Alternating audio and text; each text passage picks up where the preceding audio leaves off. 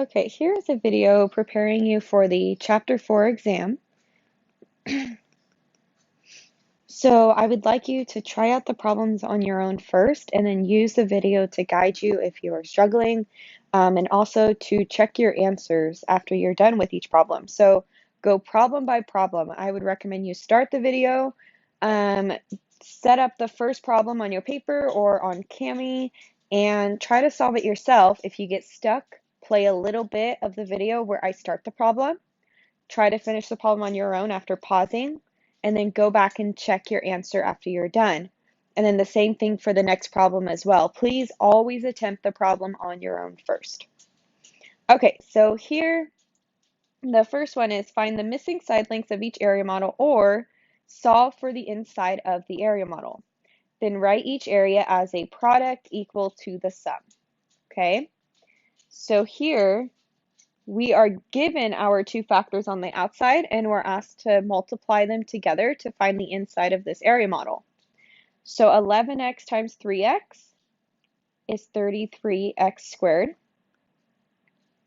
11x times negative 4x, or I'm sorry, just times negative 4 is negative 44x.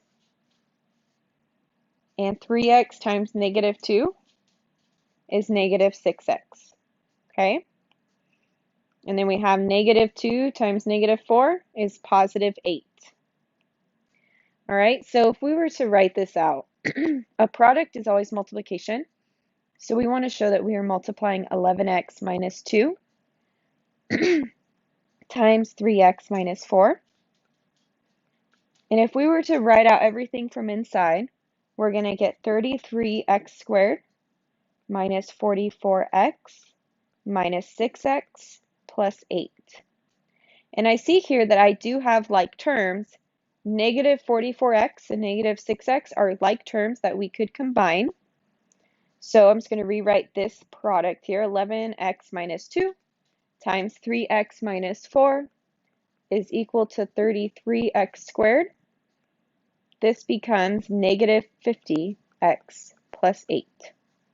So this is what it's looking for if it says area as a product equal to the area as a sum. They are equivalent, just written in a different way. Okay, so for the next one, it looks like we want to find the missing side lengths of the area model, which means we need to factor the area model. So this one is set up a little bit differently than what you're used to. I think normally we put this x squared up here, but it doesn't matter. You should still be able to factor just like we normally do.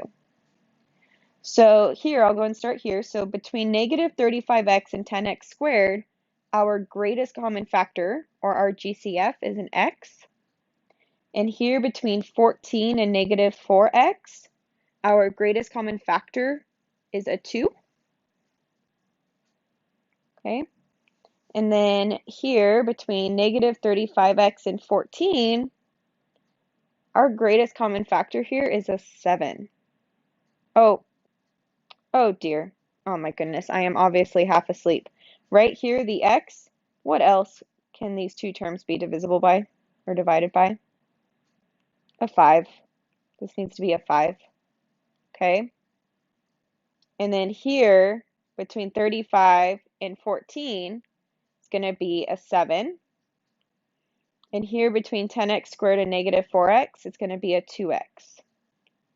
And now I see that inside I have some negatives here. So I'm going to try to make each of my second terms negative and see if that helps fix my problem here. So negative 7 times 5x is negative 35x. Yep. 2x times 5x, is it 10x squared? Yes. 2x times negative 2, negative 4x. And negative 7 times negative 2 is positive 14. So we're good to go there. So the area as a product is going to be our factors 5x minus 2 times 2x minus 7. And the area as a sum is what was inside. And I can also see here that I do have some like terms inside, negative 35x and negative 4x. So here, my sum is going to be 10x squared minus 39x Negative 35 minus 4 is negative 39 plus 14. And I want to remind you guys, I'm going pretty fast here because you should be pausing the video and trying the problems on your own and really using the video to check your work and to get help if you need it. Okay, so here's another one. Please pause and try it on your own first. So here we have to find the factors. Okay, so between negative 1x and 2x squared, that GCF is an x. Okay, and then I notice here as well, between negative 3y and 6xy, our greatest common factor is a 3y. And I want to kind of start looking at those negatives right now. So I'm going to go and see what this section here needs to be now that I know that up here is an x. In order for us to get a negative 1x there, this factor here must be a negative 1. So if I factor negative 1 out, negative 1 times x is negative 1x. Negative 1 times 3y is negative 3y. So what do I have to multiply negative 1 by to get a 5? Well, you can do 5 divided by negative 1. You're going to get negative 5. Because it can be kind of hard to see where you pull the negatives out in something that's a 2 by 3 such as this. So I always like finding my corner ones first and then letting that kind of guide me through the rest of it. So here, if I'm also looking, if I know this is x, I'm going to see, okay, what do I need to multiply that x by to get me 2x squared? The answer is going to be 2x. And if you look here, you'll see, oh, yep, that is the GCF of those three terms. And then we can check. 2x times x is 2x squared? Yes. 2x times 3y is 6xy? Yes.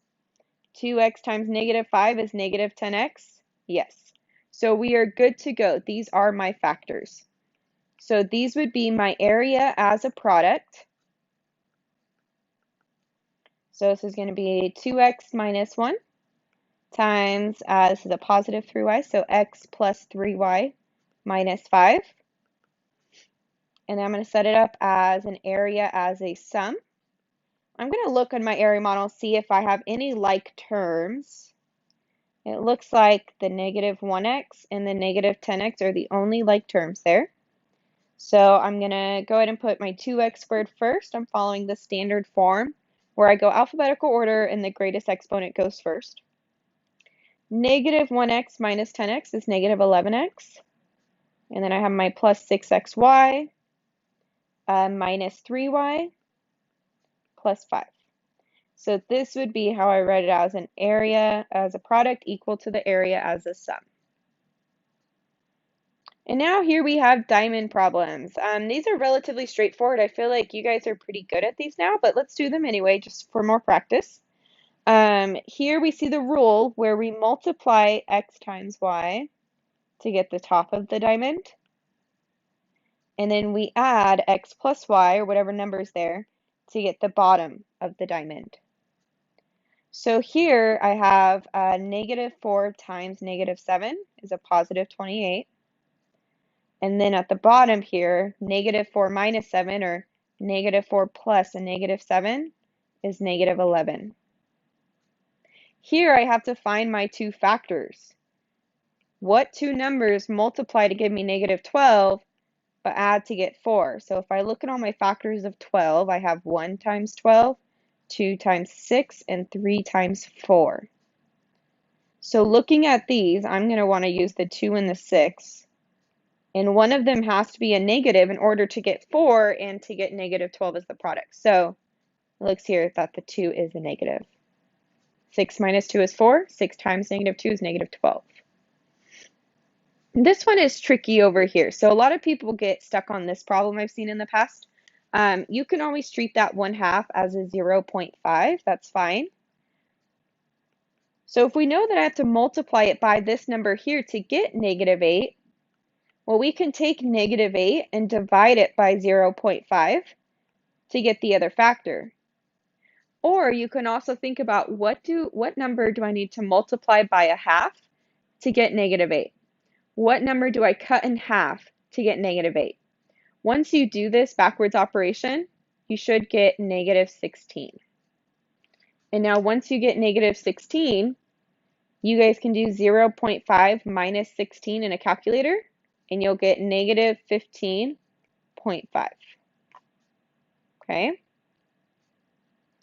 Now over here, the top, we have to multiply 1/2 times 1/5. We get 1/10 for the top. And then for the bottom, we have to add 1/2 plus 1/5.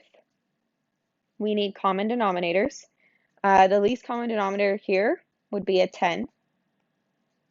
Again, please make sure you guys are pausing and not just copying down my work. You will not gain as much from just copying down my work versus you trying the problems on your own first and then checking your work. So this becomes 5/10 plus 2/10, which will give us 7/10. So that is their sum. Okay, so make sure that you understand how I did each of those 4 problems. All right, factoring. So in the EST factoring video I gave you, I did the shortcut and the entire diamond and area model for every single problem, whether or not they had a shortcut. But here, I'm just going to do the shortcut. If I see here that I have a difference of squares, x squared is a perfect square, and so is 16. So I know that I can use my little shortcut for a difference because I have subtraction going on there. Okay, so this one here, if I take the square root of x squared, that's going to go, let me move this down a little bit. That's going to go here and here. The square root of x squared, since it is a perfect square, is just x. And then for the 16, the square root of 16 is 4, so I'm going to put a 4 here and here. And again, if you want to see how you would solve this using the normal diamond and area model, please watch my video on EST factoring. Okay, your EST has the same types of problems.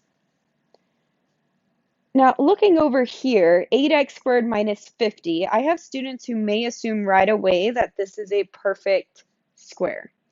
But it is not. 8 is not a perfect square, and neither is 50. But one thing we can do is see if there is a common factor that we can pull out first before we start factoring this problem. So I know that 8 is divisible by 4. These are both divisible by 2, I know that, but I'm trying to find the greatest common factor. So is 50 divisible by 4? It is not. Okay? So if we look at all of our factors, if you weren't sure, let's do all our factors of 50 and all of our factors of 8. 8, we have 1 times 8 and 2 times 4. 50, we have 1 times 50, 2 times 25. Let's see here. 5 times 10. Okay, and then that's about the extent of it, right? So our greatest common factor here is a 2. So here I know I can factor out a 2. So our GCF to start is a 2. Okay? So here, if we divide both of these terms by a 2, I'm going to have 2 times 4x squared minus 25 is my factored form. And now, you guys could always add in a 0x and factor like normal, or you realize this is a difference of squares. So this right here, that is a difference of squares. 4x squared is a perfect square, and so is the 25. Okay, so I'm going to use the same rule. So here, if I have a setup for the difference of squares, okay, the first one is going to be whatever the square root of 4x squared is. And also, I want to bring down my GCF because my GCF is going to be a part of my factored form. So here the GCF is a 2. And my first term is going to be the square root of 4x squared. the square root of 4x squared is going to be 2x. And again, please pause the video and try to do this on your own. If you're just copying, you're doing yourself a disservice, okay? You need to try these problems on your own. And I do hear the square root of 25 is going to be 5. So this is my final factored form. 2 times 2x plus 5 times 2x minus 5. Again, my video I made for your EST on factoring definitely explains more carefully how you can do this without using the shortcuts, okay? If you're not a pro at the shortcuts, do not use them yet. All right, here we have to see, do we have a GCF? And we do. I noticed that each of them have an x, and they're each divisible by 2 as well. So our GCF is 2x, okay?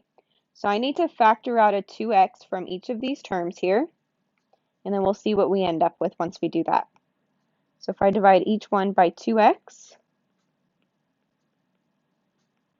okay, so I'm going to be left with 2x cubed divided by 2x, I'm left with just x squared. 2x squared divided by 2x, I'm left with just an x. Negative 112, x divided by 2x, I'm left with just negative 56. Okay, so now I need to try to factor what is inside here. So what I'm going to do is set up an area model, or I'm sorry, a diamond first. And let's see if it's factorable. So negative 56 times x squared. Let me make this just a little bit smaller for me here. Okay, so my top would be negative 56x squared. And my bottom here is just this plus x. And that means if it's just plus x, that means it's a 1x. Okay? So now if I were to try to find all my factors of 56, let's see which ones could possibly get me a 1. So I know 1 times 56 is 56. 2 times 28 is 56. I don't believe it's not divisible by 3, right? If I were to try to divide it by 3, I get a decimal. Let's see if 56 is divisible by 4. Yep, so 4 and 14. It's not divisible by 5, because watch, if I were to try to do that, 56 divided by 5, it doesn't end in a 0 or a 5, so it's a decimal, so that one's not good. 56 divided by 6, nope, that's a decimal. 56 divided by 7, yes, 7 and 8 are the other factors of 56. So looking here, you want to ask yourself, okay, which pair of factors will also somehow give me a 1 and a negative 56 as the product? I see 7 and 8, and hopefully you saw that before I said that. Remember to please pause the video. I know I sound like a broken record, but I'm going to keep saying that for those of you who are just watching the video and not trying it first. 8x and 7x, and our 7x needs to be negative in order to get that positive 1x on the bottom and the negative 56 up top. So now if we go ahead and put these into an area model, okay, I'm going to go ahead and color code just like I usually do. So x squared is going to go on the top left. My negative 56 is going to go on the bottom right. Okay. And then my two purples are going to go in the other two slots there. Those are my factors.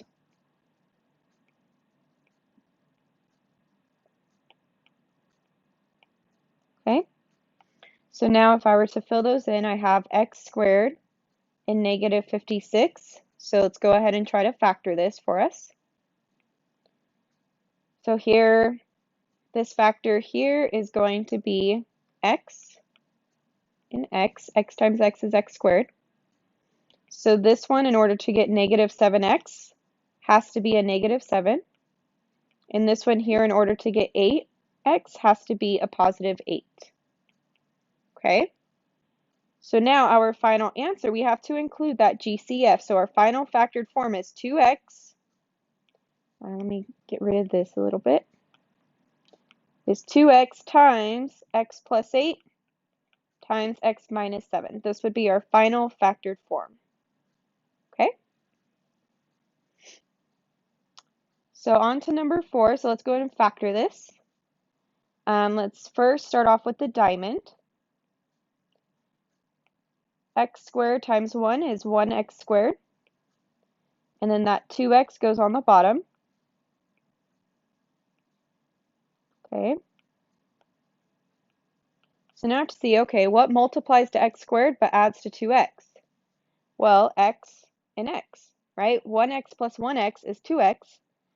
X times x is x squared, right? So technically those are all 1x's, and the top one is a 1x squared.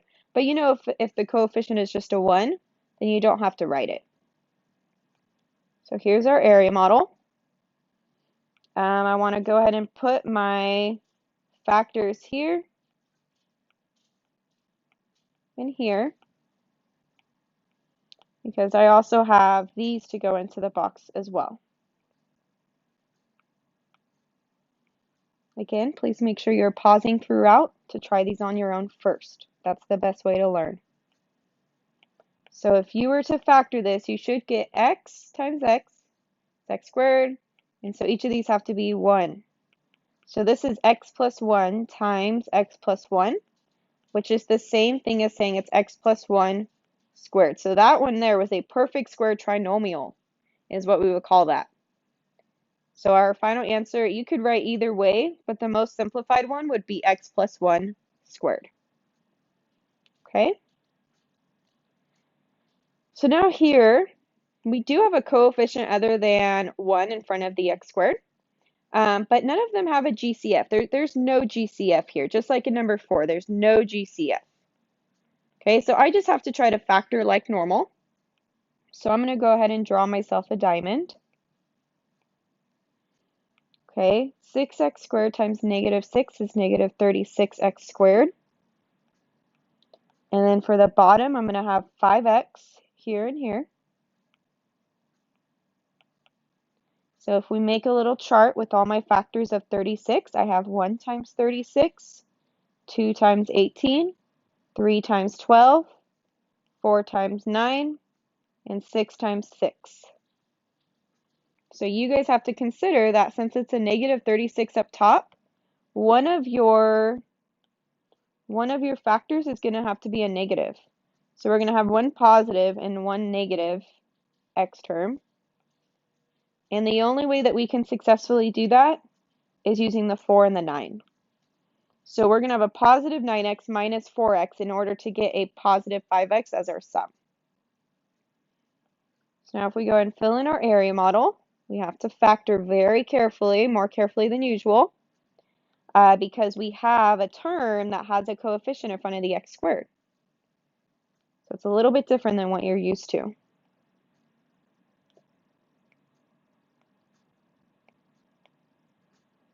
I'm going to put these factors in here. So here I have 6x squared and negative 6. So remember, try this out on your own first. That's the best way to learn. Looking between the 6 and the 9, their greatest common factor is a 3, and they both have an x. Now you could look at the GCF, or greatest common factor between these two terms, or realize that in order to get 6x squared, I have to multiply that 3x by a 2x. And then here, to get 9x, I have to multiply 3x by a 3. And in order to get negative 4x, I have to multiply the 2x by a negative 2. And now you can check all of your answers. 2x times 3x should be 6x squared. That is correct. 2x times negative 2 is negative 4x. Perfect. 3 times 3x is positive 9x. That's perfect as well. And 3 times negative 2 should be negative 6, and it is. Okay? So our factored form here is 3x minus 2 times 2x plus 3. Alrighty, so now let's look here and let's see if 9, 24, and 16 have any like terms, okay? So we can make little factor charts for every single one to see if there is a GCF. That's what I'm looking for here. Do we have a GCF? We don't know yet.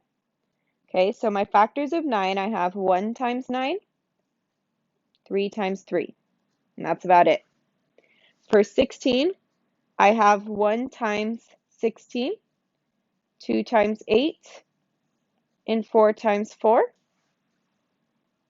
And then for 24, I have 1 times 24, 2 times 12, 3 times 8, and 4 times 6. So it looks like we can look at the 9 and see, okay, 1, 9, and 3. Now, the only ones that I see that they have in common are the ones that all three have. So there is no GCF besides 1. So nope, we cannot pull out a greatest common factor. Okay, for sake of my room, I'm just going to go and make that a little bit smaller and leave it down here off to the side. Okay, so let's see here. Sorry, I just realized I forgot my little exclamation point. Okay, so we're just going to have to go ahead and start with the diamond. So 9x squared times 16, 9 times 16 is 144. So we're going to have positive 144x squared up top. And then on the bottom, I have negative 24x.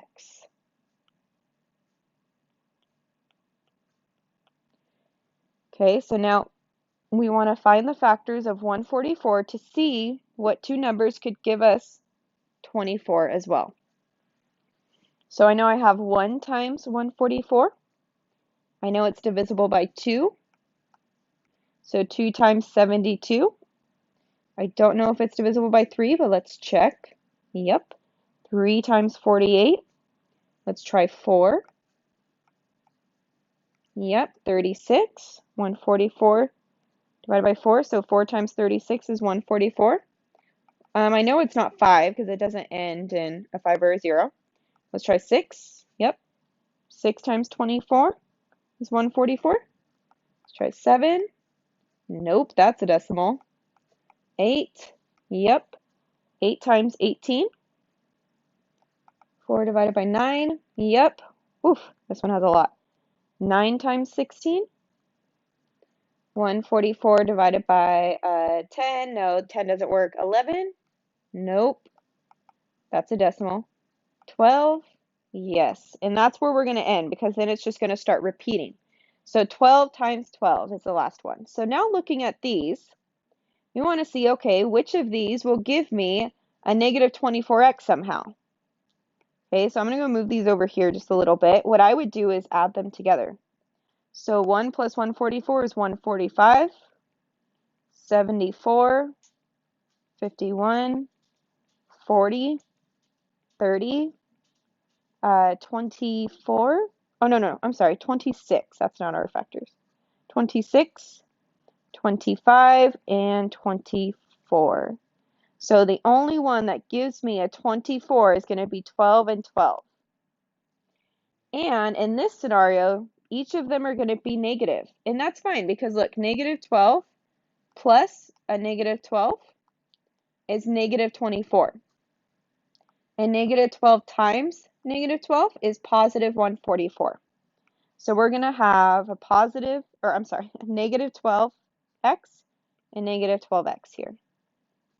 So now we can go ahead and factor this using an area model. Okay, I'm going to go in color code like usual. Again, please make sure you don't forget to pause and try the problem on your own first. So 9x squared and positive 16. And then we have each of these are a negative 12x. All right. So let's go ahead and factor this. Here we have 9x squared and negative 12x. Their greatest common factor is going to be a 3x.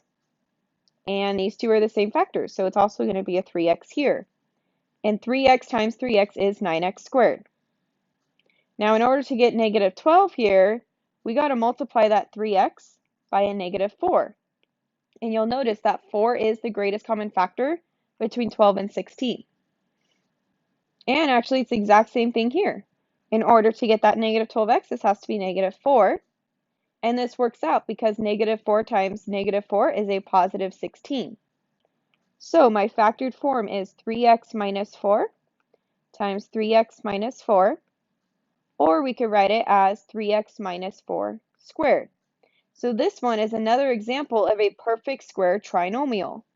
Our factored form is a perfect square. Okay? All right, so now we're moving on to trig ratios. This is kind of lame. I don't know why cosine came first. We should probably switch these two, right? Because you're so used to seeing so, ca, toa. So don't let that confuse you there. We're going to continue to use SOHCAHTOA, okay? So the first step here, and again, this is all about trig stuff, so I believe I did a video on the EST for trig, so make sure you go back and find my other trig video to see if that helps you out. Chapter 3, I also reviewed trig. So here, I'm going to mark my focus angle here. This is my focus angle. And I always like to mark my opposite side first. And then my hypotenuse. It's always across from the right angle. And then my adjacent. Once I do that, I'm going to circle, okay, what is it that I'm looking for? Well, I'm trying to solve for x here. And I know that the hypotenuse is 19. So that means I'm using the sides opposite and hypotenuse. So which one of these in SOHCAHTOA is opposite and hypotenuse? It's going to be sine. So I know I have sine of 28 equals my opposite is x. My hypotenuse is 19. So now all I need to do is isolate the x, so get the x by itself. How I'm going to do that, I always like to cross multiply, so I'm going to put this over a 1. And I'm going to cross multiply. 1 times x is x. And then I have 19 times sine of 28. So if I do that in my calculator, I have 19 times sine of 28 degrees. And again, I'm not going to review why we do it this way because I've already taught you this. It's in a slideshow. I've made other videos. So I'm just going to go through how to do the problem. Okay. So this is actually, it's about equal to 8.92. And we don't know if it's in feet or inches or anything, so we can just leave it like that. All right, so I'm just going to write SOHCAHTOA again here just so we can see it. So again, I'm going to mark my focus angle first. So here I have 45. That's my focus angle. Oops. And then I'm going to mark my opposite. My hypotenuse is across from my right angle. And then my adjacent touches both the focus and the right angle. Just like here too, I forgot to mark that focus and right angle. It touches both of them. All right, so here I'm going to circle what I'm solving for. I'm solving for x. And I know that the opposite side is an 8. Okay. So here, if I'm using adjacent and opposite, that means I'm going to be using the tangent ratio, the TOA part. So I know tangent of 45 is equal to my opposite 8 over adjacent x. Okay, so I'm going to put this over 1. And now I'm going to cross multiply. 1 times 8 is 8 equals x times tangent of 45. Now my x is still not by itself yet. Okay, so I'm just going to make this a little bit smaller to give me some more room to work with here. So in order to get the x by itself, I need to divide away what it's being multiplied by. So I need to divide by tangent of 45.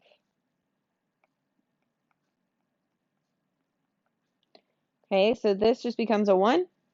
So I'm left with an x on one side here. X is about equal to whatever the tangent of 45 is.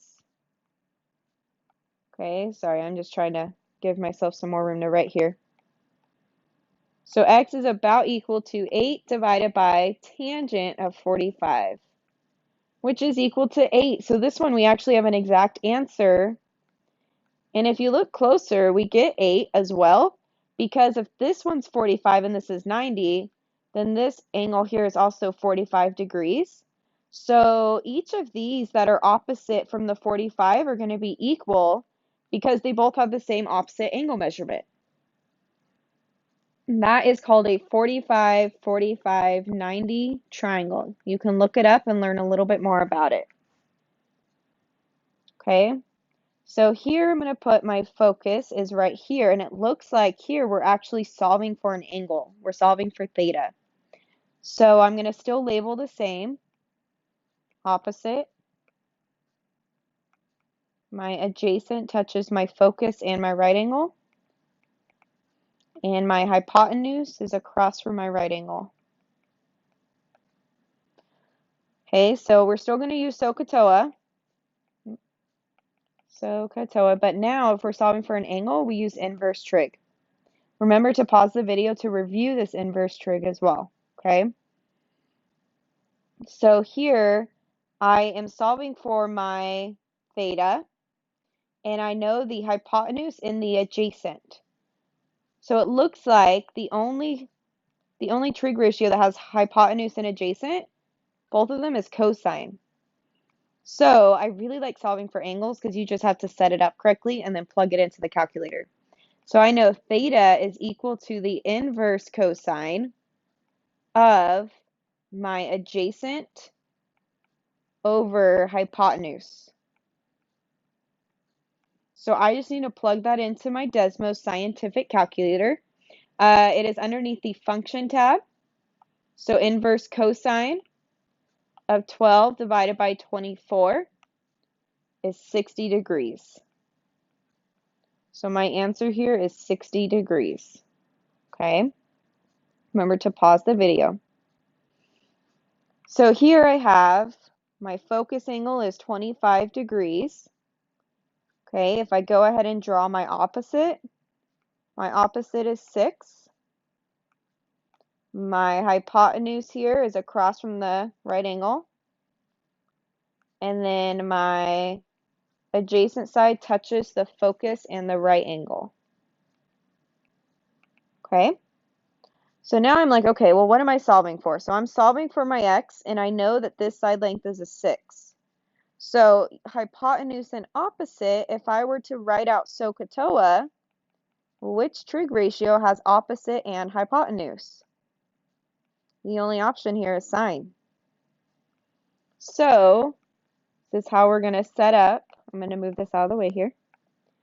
So I have sine of 25 degrees is equal to my opposite, 6, over my hypotenuse, x. So now if I cross multiply each of these, put them over 1, right? Put the sine over 1. 1 times 6 is 6. X times sine of 25. This means I'm going to have to get x by itself one more time. Give another shot. I'm going to have to divide both sides by sine of 25. Remember, sine of 25 is a number, so you don't just divide by sine and you don't just divide by 25. They have to stay together. So here, once we do this, we're going to get x is about equal to 6 divided by sine of 25 is about 14.19. So we'll just round that to 14.2. Okay? Now here we have our focus angle is 60 degrees. So let's go ahead and mark all of our sides. So this is the opposite. The adjacent touches the focus and the right angle. And then my hypotenuse is across from my right angle here. So it looks like I'm solving for the hypotenuse. And I know the adjacent.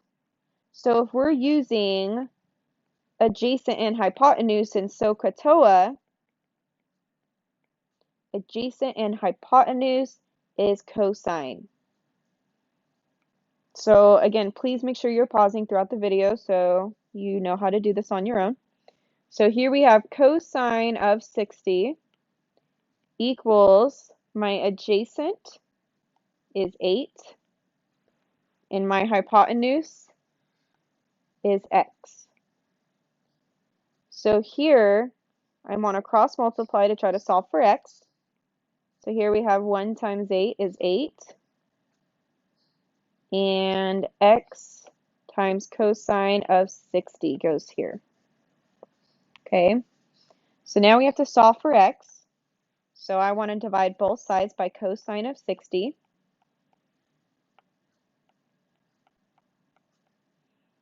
Okay, so once I do that, these two cancel out to just equal 1. So I'm left with x here is about equal to, let's see here, 8 divided by cosine of 60. Oh, it's exactly 16. Okay, so here that one's nice. I say x is exactly equal to 16.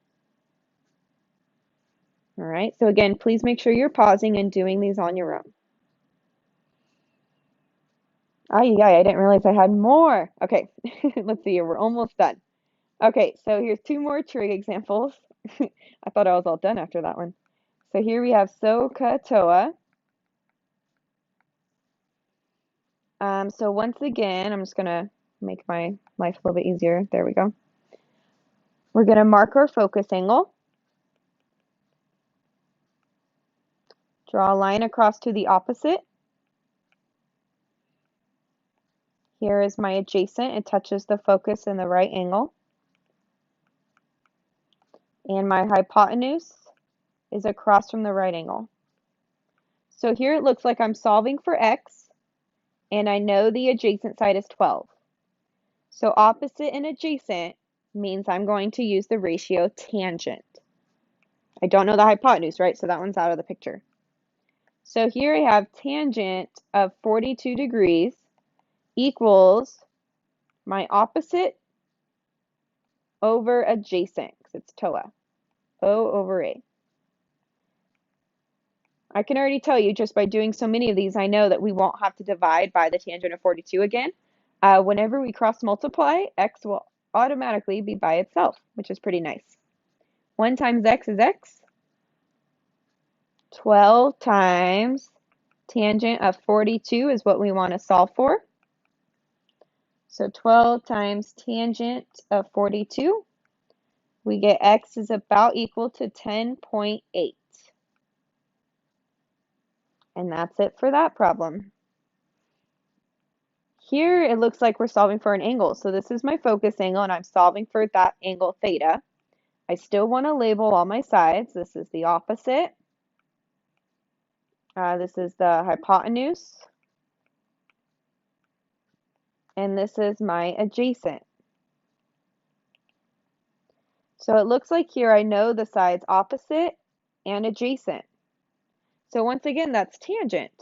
But now that I'm solving for an angle, I'm using inverse trig and not regular trig to solve for a side. So theta equals the inverse trig of my opposite is 8, and my adjacent is also 8. So if we put this into the calculator, inverse tangent of 8 divided by 8, it's 45 degrees. Now, if you remember a previous problem we did up above, it makes sense if each of those legs are both 8, that each of these are 45. Now, this is not drawn to scale, right? It does not look like they're both 8, but they are because it was labeled that they're both 8. So that means that both of those other angles must be equal. The only way for them to be equal is if they're both 45, because we already have one that's 90, and all the angles inside of a triangle need to add up to 180 degrees. All right, so the two triangles at right are similar. So that means that they are proportional. They have proportional sides.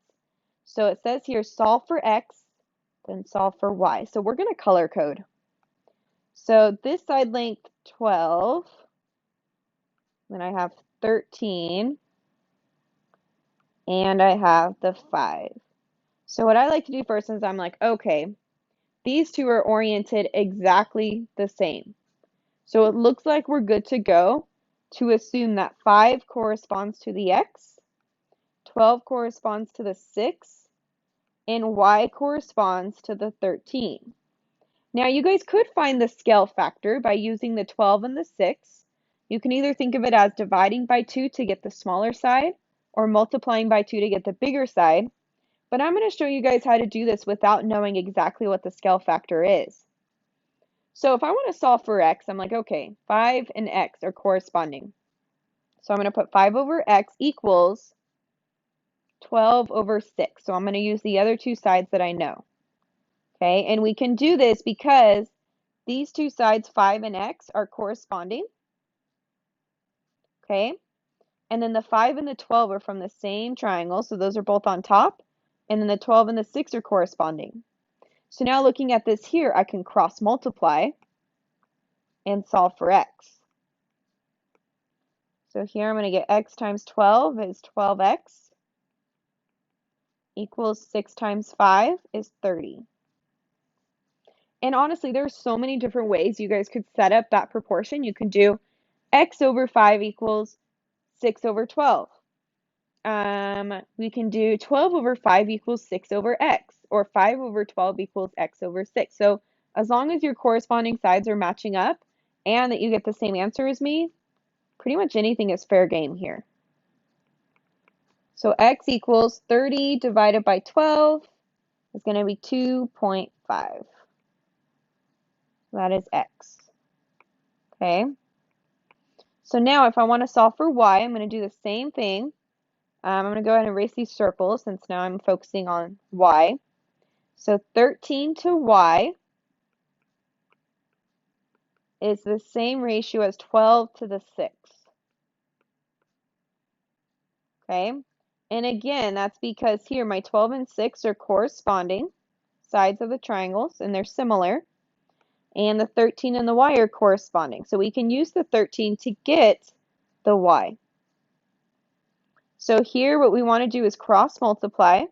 And again, I'm showing you guys this way because this way works every time. I'm sure some of you are like, what? It's so much easier to just divide by 2 or just multiply by 2, you know. But here I'm just showing you that in case you don't actually know the scale factor, this always works every time, as long as you set it up correctly.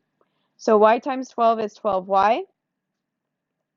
6 times 13. I can't even do that off the top of my head right now. It's too late. I'm tired. 78. Okay, so now if I want to solve for y, I have to divide both sides by 12. Cancel out. So I'm left with y equals 78 divided by 12 is 6.5. And we're done. So that's how you can find missing sides of similar triangles. So now the 5 triangle congruence theorems. I'm going to be super lazy and not draw an example of each. I'm going to Google a picture just to show you guys, and you can set them up in your notes and use that to find what you need. Okay? So here, if I look up triangle burger, what is that? That's interesting. It's in Tulare. I'm gonna have to go look. Triangle drive-in. Okay. So sorry again. I'm hungry. I think that's why it caught my attention. Okay. Triangle congruence. So I'm gonna go to images, and I see several, and I see some that have examples as well. I like that. So here, this one looks like it's pretty well labeled. Huh. Let me see if I can save the image. It looks kind of crazy here. All right. So here is your triangle. Disable text wrap. There we go. Oh my goodness. I don't know why it's going all crazy on me. It's going to have to go down here. Notability is being weird.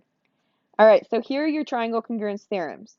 So this one right here, I don't like this. Right hypotenuse side. We call this HL. If we have a right triangle, and the hypotenuse and a corresponding leg are congruent, then we say that those two triangles are congruent by hypotenuse leg. Side, side, side, you have to have the 3 corresponding sides congruent. Side, angle, side, all of those corresponding parts, angle, side, angle, angle, angle, side, and so on. And this one shows a little example of why side-side angle is not sufficient because it might still create two completely different size triangles. So that is about all I have for you. This is everything that you need to review for your Chapter 4 test. Please try to find, if you're struggling with triangle congruency, I did post a Quizlet back in Google Classroom. So please find that Quizlet and study it, or find your own video online to study as well. All right, have a good one.